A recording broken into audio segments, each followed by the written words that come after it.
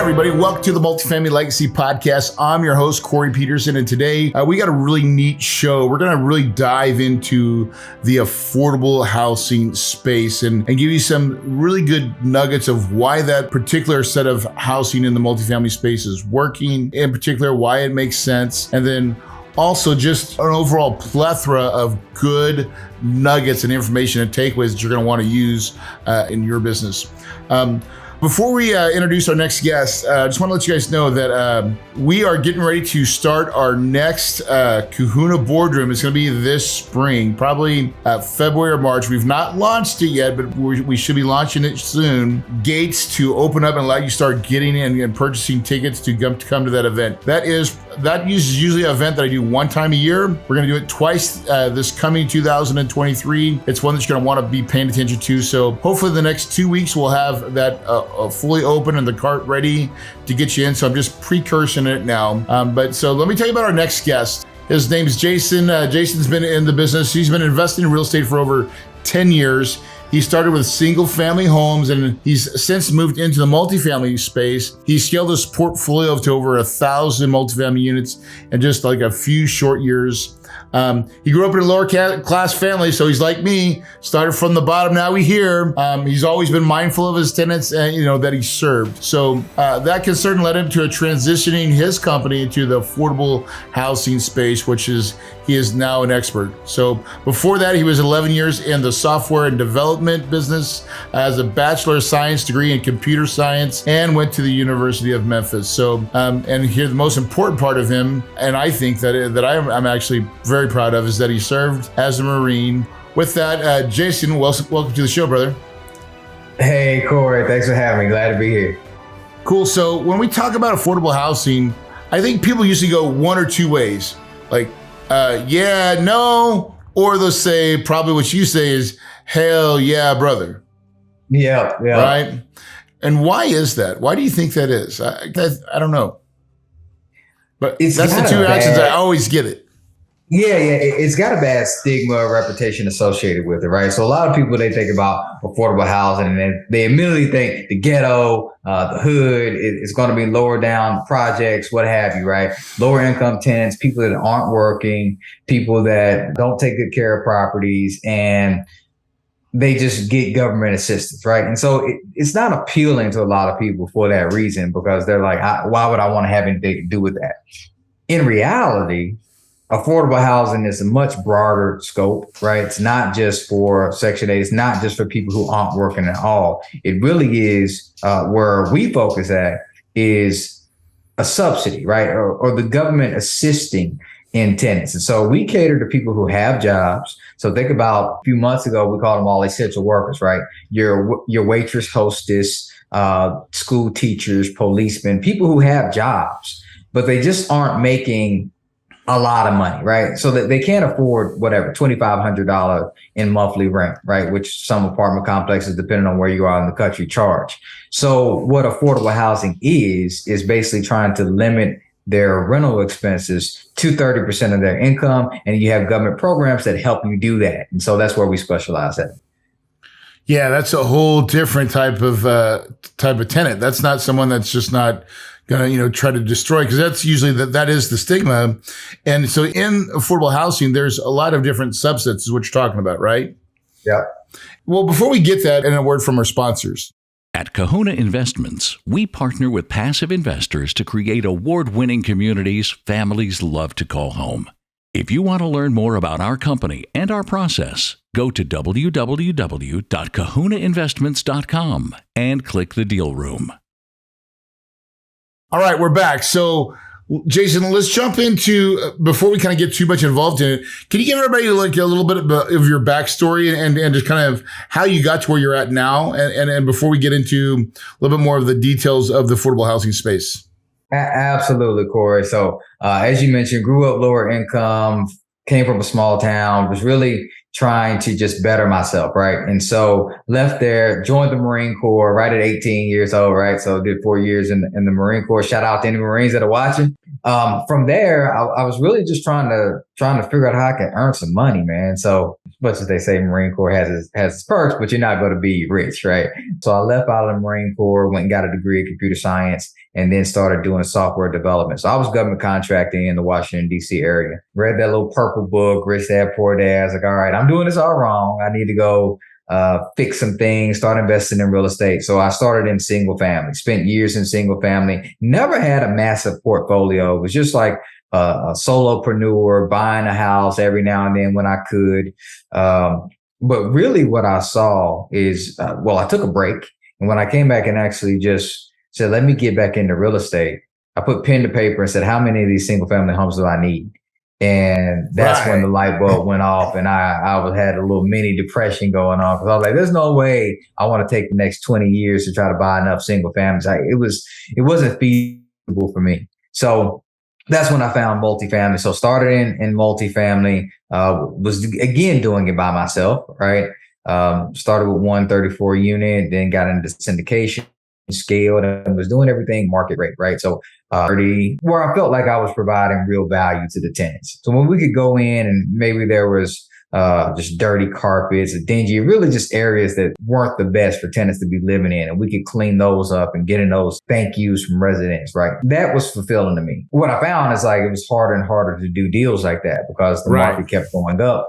And in order to be able to make numbers work or be able to pay our investors, you had to start pushing rents further and further. So I always had sort of a heart. I mean, the way I grew up, I had more in common probably with a tenant who's struggling to make money than I did necessarily with the investor who's stroking, $250,000 checks, right? It's just the nature of my family and all. So yeah, I'm right there with you, man. yeah. So you get it. I understand that's true. Yeah, exactly. And we're conditioned. That's how we are. That's where we grew up. And so it was never easy. Exactly. So with that, I was like, well, how can you help people that aren't making that much money? And I explored different avenues. Finally had to bite the bullet and just say, hey, let me learn this affordable housing space to see how it works. And it really took a lot of what I was doing with market rate development and just flipped it on its head. But what I found is a different model, almost would consider it even a different asset class, even though it still is multifamily. But it has some unique unique components to it. Yeah. And I think that overall what it does really matches with where my heart is when it comes to trying to provide, safe, affordable housing. What do these units look like that you buy now, and how do you turn them into affordable housing? Yeah, so we actually don't turn them in, right? I mean, it's something that we've looked at, but at this point, we buy existing affordable housing complex. So I'm not a developer, right? The portfolio I built was off existing complexes, and we would buy them, renovate them, and then sell them. And so what happens in the affordable housing space is usually starts with a developer who's building something out of the ground, and they build it. They work with governments and local agencies and build it up. And that has a 15-year compliance period with it. And usually it has tax credit, right? Yeah, there's a huge tax credit for them. Yes, exactly. And then it's also maybe a 5th extension of compliance period. And what a lot of market rate developers do is they look for those apartments that are coming out of that compliance, right? Because they're usually well below market, and then they can take them out of compliance and they can bring them to market, and they make significant amount of income. Mm-hmm. What we're doing is basically buying those properties and holding on to them. And what we find is that there's still cash flow plays, there's still value add plays. And we also have the option of restarting the process of tax credits all over again. And so we basically gear this thing back up, if possible, for another 15 to 30 years again. Is that because you're going to buy it right at the end, and then you're going to redo it, or is it done on the purchase when you buy it? No. So initially, when these properties come out of compliance, the owner, it has the free reign to do whatever they choose to. Right. So most of them, they'll take it to market and they'll sell it and they get a nice payday, right? Because they've owned it for 15 years. And when you get into how it's structured, there's a lot of bank debt and equity partners that are no longer really concerned with the value of the property. So the owner, right, they do pretty well. But when they sell it, they're free to do whatever, but the restrictions stay with the property. So what we do is we buy them knowing about the restrictions, but what we're allowed to do is go into that government agency and say, hey, this is a property, but now it's 15 years old or 18 years old, 20 years old, whatever it is. Now we want to go in and revamp it, refresh it, and then renew it for another 15.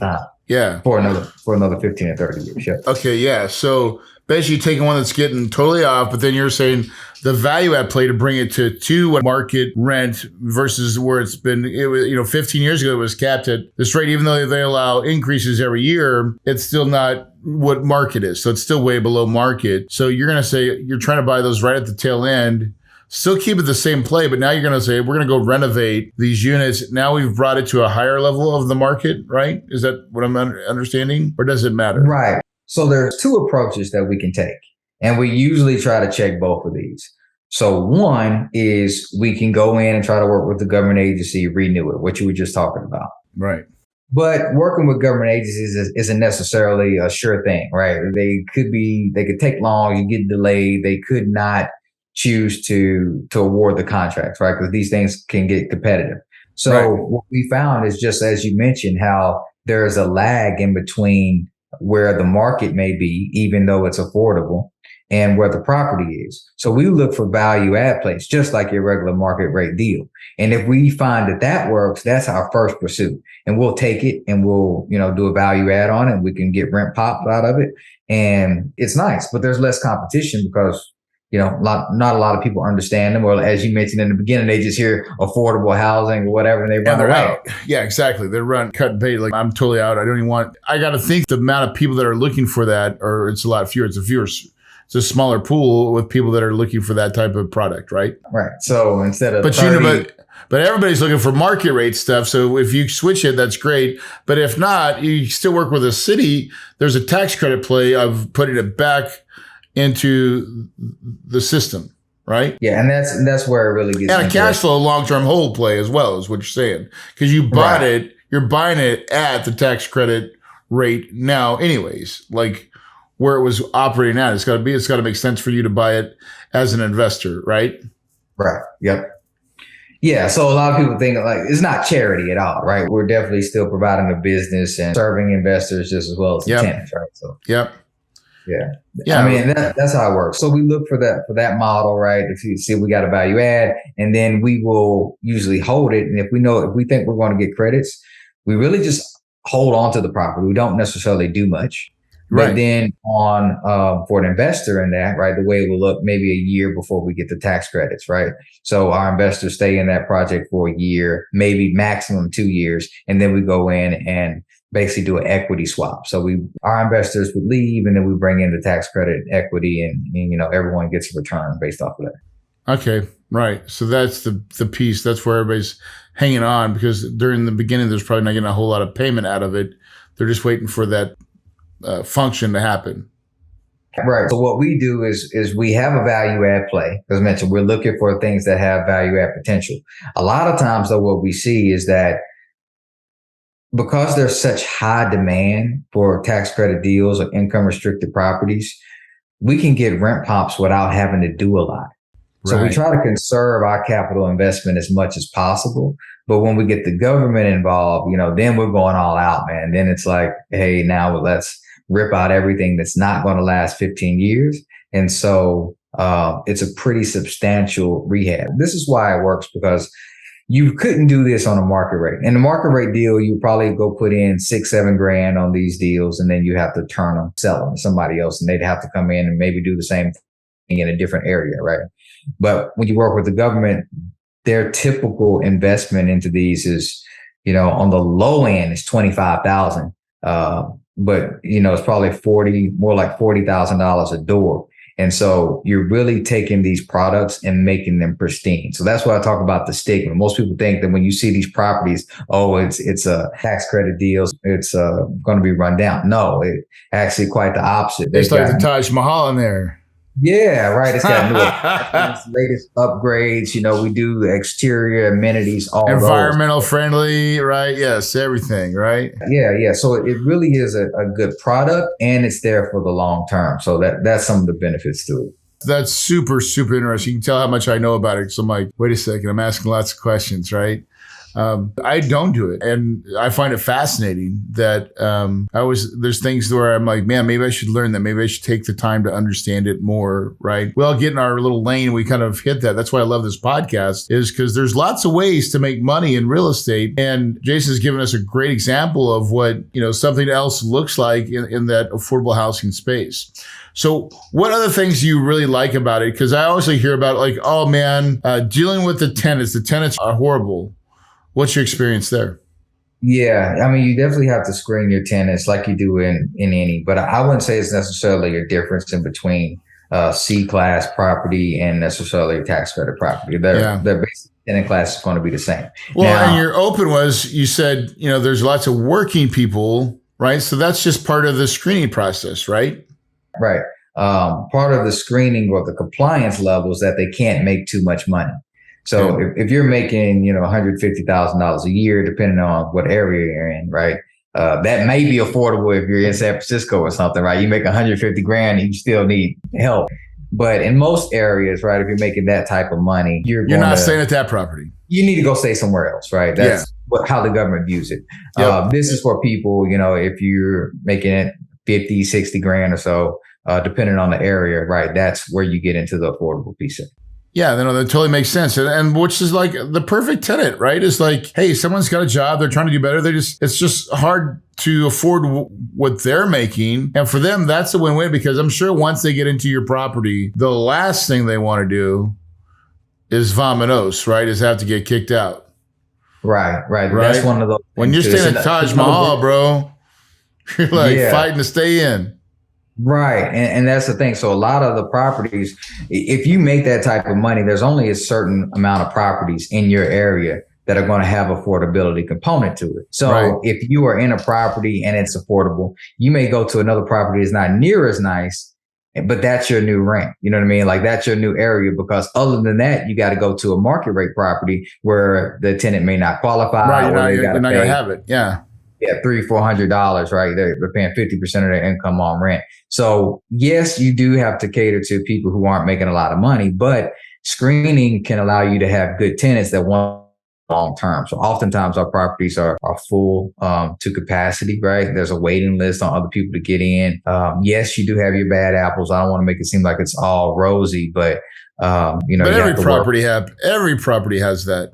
Yeah, exactly. So for what you gain, it's definitely worth the extra headache. Well, listen, most properties are not even, 98, 99% occupied. They're like 93, 94, right? So that little 3% you have to deal with for some of the idiot tenants that you get in a lot, whatever, who cares, right? Because you're getting all the cream when you're at 99% occupancy or stay and with a waiting list. Like, that's the best that you could ask for. And so dealing with a couple of ornery tenants and whatever, like if that's the only price you got to pay, you're like, dude, let me hit the easy button. Right? Bam. So I want to ask the money, raising capital for these types of deals. So when you first started, you were like, hey, I was doing it all on my own. And then you said you transitioned to syndication. What was that like in having to raise capital for your deals? And how did you do it? Yeah. Well, how I did it was very poorly. So getting started, I fell into that mantra of like, hey, you find a deal, the money will come. First deal. Which is a big myth, right? Yeah, it is. And I mean, I think it's two-sided, right? Yeah, the money will come, but the money's not going to come if nobody knows you. The money's not going to come if nobody likes you or trusts you. So it can come, but you also need to be doing something. You got to do all the work. You got to build that forest, man. And people got to know and see you, like you, trust you. Yeah. So on my first deal, it was a little late to the party. It was a little late to the party, huh? Yeah. I quickly got under the gun. Well, just to tell you completely, like I had one investor who came out and it was like, hey, I'm gonna put $250,000 into it. And I only needed about $500,000 for this. So I'm thinking, okay, this is going to be a cakewalk. And then I got a few other investors. And so I really wasn't worried about it. What happened to me though, is once we got closer to closing, that 250 went down to $100,000. And that left me a gap. Yep. And then eventually that $100,000 went down to zero. And so that left me a super gap. A chasm. Yeah. Yeah. So So I scrambled. I mean, I had called everybody I knew to call. I had done everything that I knew to do, and I was really stuck, man. So that's how it started, right? In that story, I ended up connecting with other groups, just calling everybody that I knew in the business, and finally was able to find somebody that said, "Hey, I can help you with this," right? Yeah. Because they saw the deal. So eventually it did work out, but I had to close that property because I had my earnest money down and I Yeah. already had exercised my extension. So I ended up just taking all my money out of my account and asked my wife. You closed it and 401k. you backfilled it. Yeah, just threw everything I had in, right. And so, but since then, right, the way we do it is more streamlined, right? Thought leadership platforms, trying to talk to investors, talk about what we're doing ahead of time so we can build that list. Truly, it was raising money. I always say one of the biggest skill sets that separate single family to multifamily is the skill set of raising capital. It is by far the most valuable skill set you'll ever learn. It pays itself in spades once you've seasoned yourself and created a track record, right? And so you're well on your way. 1,000 units. You've definitely proven that. And do you feel like it gets easier to raise money along the way? Or do you feel like it's the same? Not really. Yeah, and I mean, I say that because each deal we do usually is bigger, right? Yes. So if we go down to some smaller deals, right? If you go raise for a 300 unit and then you got to raise for I don't know, an 80 unit or something, then yeah, right, you'll feel it. But as you start, right, I've been growing, right, and so it's always like, can we raise this? And it's always a challenge because I don't know how your database is. But no, so Jason, it's the same answer. I have the same exact answer. I'm glad that you're saying it because that is my experience. Yeah, it's never been easy because my aspirations keep changing, right? Exactly. Yep. So when you first start, you buy about a $3 million deal, and I raised $1 million. $1.4 million, and that $1.4 million was, I had to move heaven and earth to raise $1.4 million. If I had $1.4 million deal now, I'd be like, oh gosh, this is going to be. It'd be like, no, I wouldn't even think about it, right? But now we're raising like 20 million. And well, now 20 million's, that's a stretch for Corey. Like that's me really paying attention and being focused and getting it done. So Jason, that is the absolute right answer. And that means you're growing because the bigger deals you get, actually, the more stable they are. I believe. Right? Yep. So great story about the capital. Thank you for sharing that. Right. So I think a lot of people can relate to that story and from what I think I heard from you is that the challenge really is you set your mind to it. Right. At least that's what I heard when you told that story. And I think there's a very common denominator when I look at successful people that actually do the business versus people that want to try it. Right. The people that say I'm doing this business will not stop, will be relentless. Right. And that's what you had to do to raise that first piece of money, even though it was no. You just kept on going till you found a yes. You only had to go all the way to like you exhausted all your friends and family to then you're just going to different groups. Do I have that one guy? Who's got a guy? It wasn't a huge amount of money, but it was enough money that it would make a difference. And then you found it. Yep. I'm sure he asked for a good piece of the deal. It was very reasonable. Good. See, even better. Attaboy. Yeah. Right? Yeah. But you probably, if you would have asked for more, you probably would have given it to him, but you were smart to negotiate. Yeah. Luckily I came in, I basically had a model and just sort of put them in there and it was plug and play. This is how we do it, right? As I look in, I probably could have negotiated a little bit better, but at the time it's more important to get the deal done and learn than it is to bicker back and forth about some percentage points of ownership. Jason, totally couldn't agree more. Like that is one of the biggest holdups that I see in a lot of new investors is to get hung up on trying to make such big sides of their shares. And the guys, if you don't have experience, you don't really have a whole lot, right? The more it's experience that will get you. And Jason, you said it this in the very, as you started becoming a thought leader and putting yourself out there, getting on the podcast, sharing your story, letting people know that you take money. That is the snowball effect. Right. And that takes a minute to get going. And that's what you've done. So congratulations on that. Thank you. What else would you want to share and tell us about why you like the affordable housing space? I think in this market, we've seen changes, right? We definitely seen cap rate compression, and now we have interest rates rising. And so I think that the foundation, the fundamentals of affordable housing are very strong. I feel like the tenant base for affordable is not going anywhere. Just Another grew. thing that I did, It just got bigger. yeah, exactly. Right? Because housing just priced itself out of the sky, and you're like, well, I mean, rents have been going to skyrocketing. You got a bigger client base, database of clients now. Yep.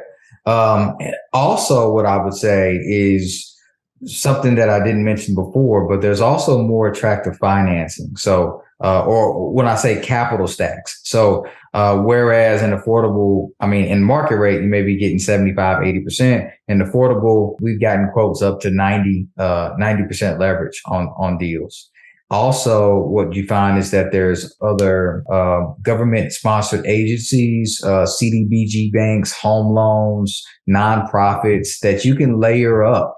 So you'll be able to find another company that may help in that capital stack. So you get some mezzanine debt. And what happens is you're able to juice those returns even more for your investors because you've got other layers there. And is it because they want the tax credit piece of it? Is that what they want out of it? Is that what's in it for them too? Or is it just layering your debt because there's more lenders available? The government has realized that affordable housing is a crisis. And so they allocate funds. And then you also have nonprofits, as I mentioned, and other government agencies that are just trying to administer funds. So some of them come in the form of grants. Some of them come in the form of... So they got money to spend. They need to put it in place. And it needs to be for a specific item that makes sense and checks their box. Exactly. So knowing that, you're able to basically support a deal. And so in this market, right, God forbid there's something that goes wrong with your deal. But in an affordable deal, if something did go wrong, you've got another layer there than just the bank, right? You can go to somebody else and say, hey, can you help us out here? Can we get some low interest rate? And I feel like the government is really working with us to try to help. Right, because you're solving a need truly that they've identified, and they're putting dollars and funding to.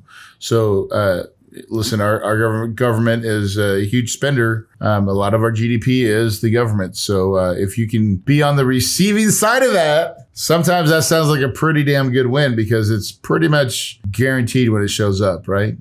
Yeah. You've not talked about that part, but talk about the payment history. Is it pretty good?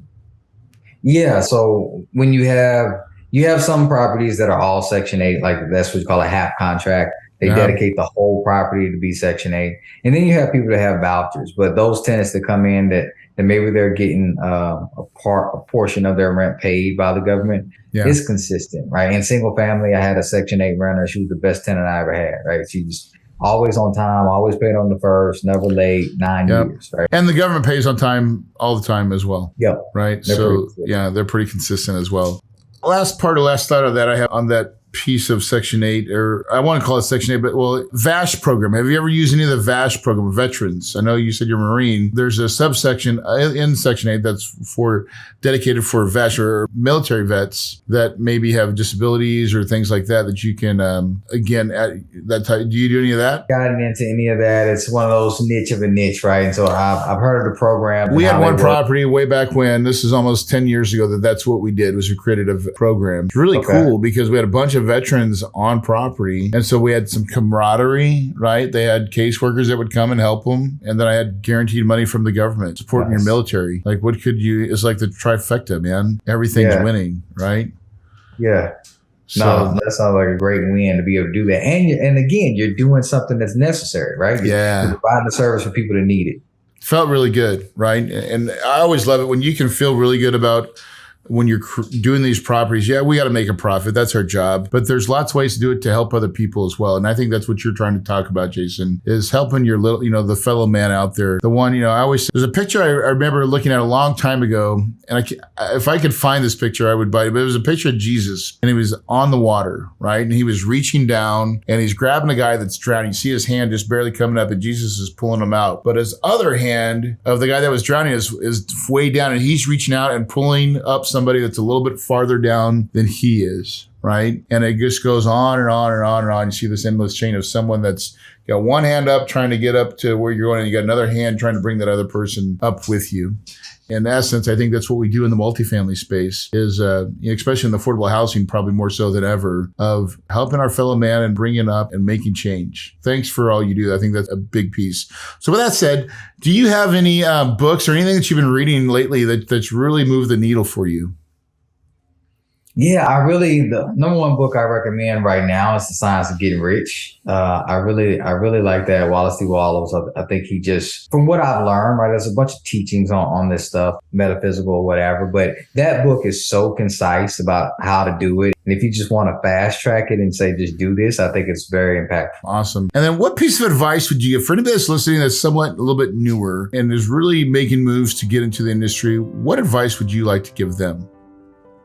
I think you hit on it when you said the people that you see win are the people who are relentless and they don't quit, right? And I think that what I would say for somebody who's new is, for one, make a decision. That's the number one thing that holds people back, is that you do something and you do it for 6 months and then you say, oh, I shouldn't have started that in the first place. Now you're no longer a multifamily investor. Now you want to be an Airbnb person, right? Or whatever it is, or you're a stock person, or you're playing at Forex markets, whatever. Make that decision first and then commit to it. And then after that, just find the person who's doing it, get as close as you can to them, and you'll learn a lot and accelerate fast. Yeah, totally agree, man. Mentors are the key. It's the biggest life hack, man. It really is, to everything, right? Yep.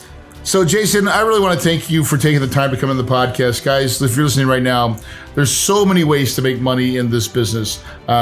I'm a true proponent, no matter what you do in life, it starts with one thing, and that's the power of your mind. Your mind is the most powerful thing you possess, and sadly enough, most of us are not using it. You've not engaged it. You're still in park, and damn it, you got to put that thing in drive, and you got to go around the block, and you got to get used to driving and going fast. And you know, it's like almost racing. Racers, they learn the curves. They learn how the car handles.